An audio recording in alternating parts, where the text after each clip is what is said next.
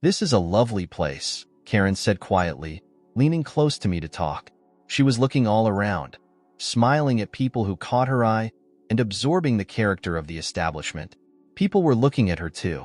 I wasn't that much of a regular here, but there were some who knew me. They wondered who the attractive young woman was. Many of the unattached men were just looking at Karen with lust in their eyes. I could sympathize with them. She was extraordinary looking and she was with me. I agreed with her. I debated whether to say what was on my mind. I took the plunge. "You're probably getting a lot of looks because I used to bring my wife here sometimes," I told her, trying to keep my tone matter of fact. She looked at me for a moment, then leaned closer and ran a fingernail along the pale circle on my ring finger where a wedding ring had once been. "So what's this all about?" she asked. "That is what's left of what I thought was a heck of a good marriage," I said slowly. "Just 2 more weeks, a couple of days, and I'll have the final decree," I told her. "We've been separated for a while, just marking time until the mandatory waiting period runs out." "What happened?" Karen said in a level voice. She was looking me directly in the eyes with no hint of reproach, but no particular sympathy either. I gave her the short version. "Oh, we had been getting a little distant over the past year or so, and I'm not exactly sure why. She has her career, and I seem to be developing one I hadn't counted on. Maybe we were just drifting apart all along and didn't realize it," I mused. "Well, anyway, she went to Vegas with 2 other couples friends of ours, and I couldn't go at the last minute because of a problem at the Denver plant.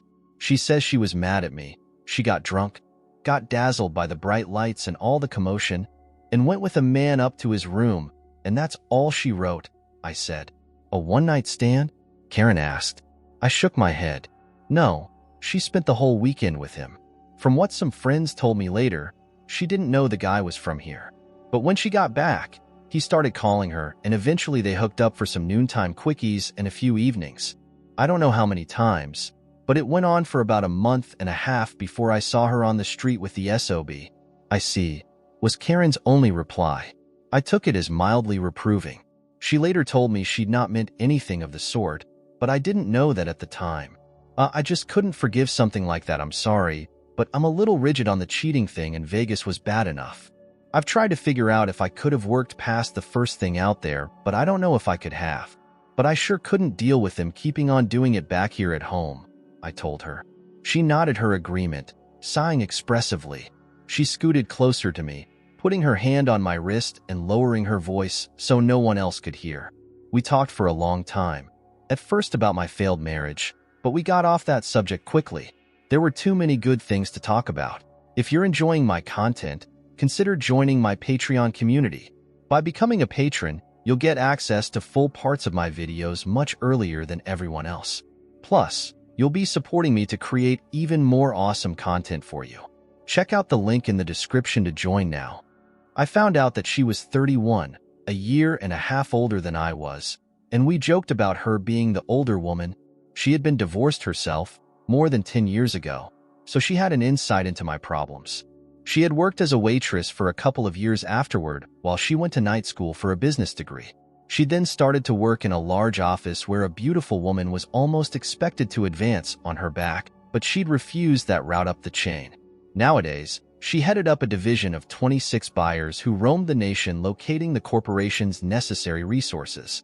We talked about our lives, discovering we both had a love for Tom Clancy novels, music from the 60s and 70s, and paintings that actually seemed based in reality instead of a hodgepodge of mismatched blurriness.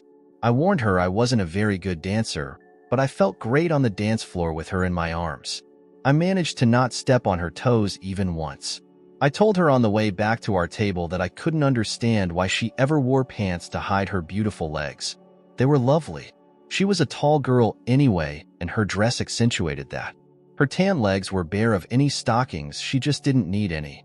Her legs seemed impossibly long and beautifully shaped from slim ankles all the way up to what I could see of her slender thighs. She told me that business was business and this wasn't business. I smiled at her and agreed there was no way this had anything to do with the job. She looked closely at me.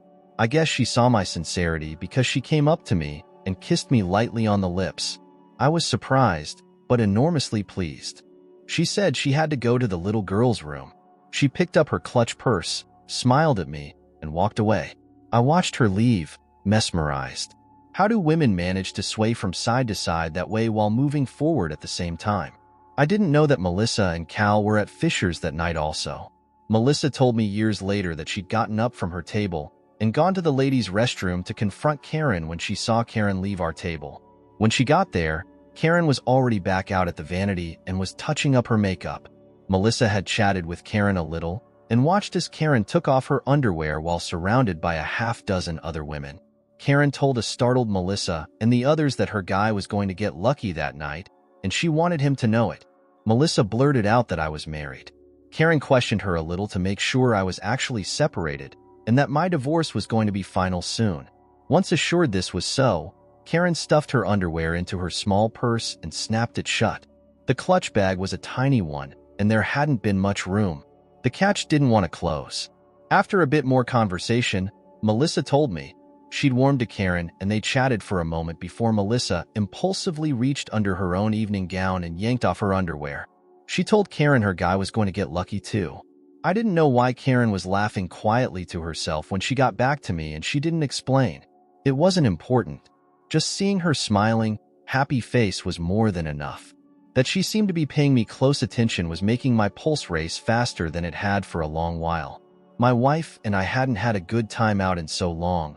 I'd pretty much forgotten what it was like. That was the last time I thought of Sherry that night.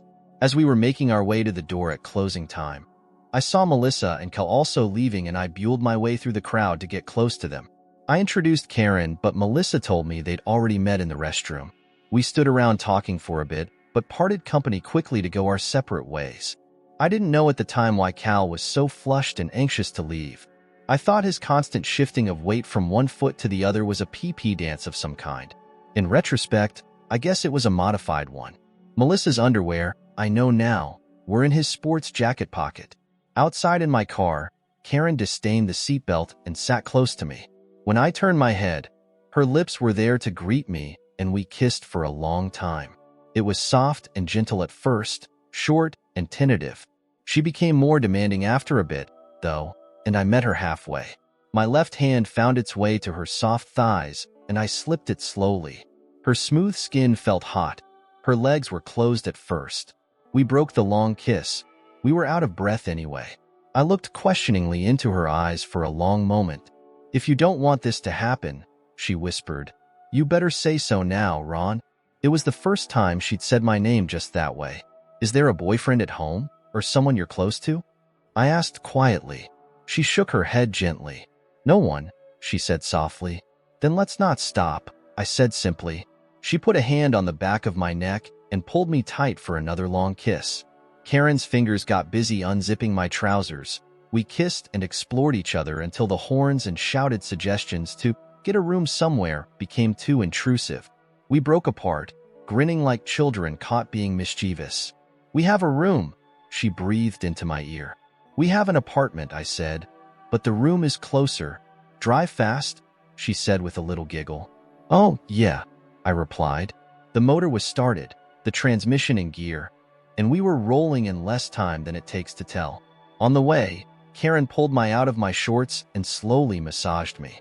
She wanted to give me a little pleasure and saw no reason to wait until we were behind closed doors. I liked the openness of that.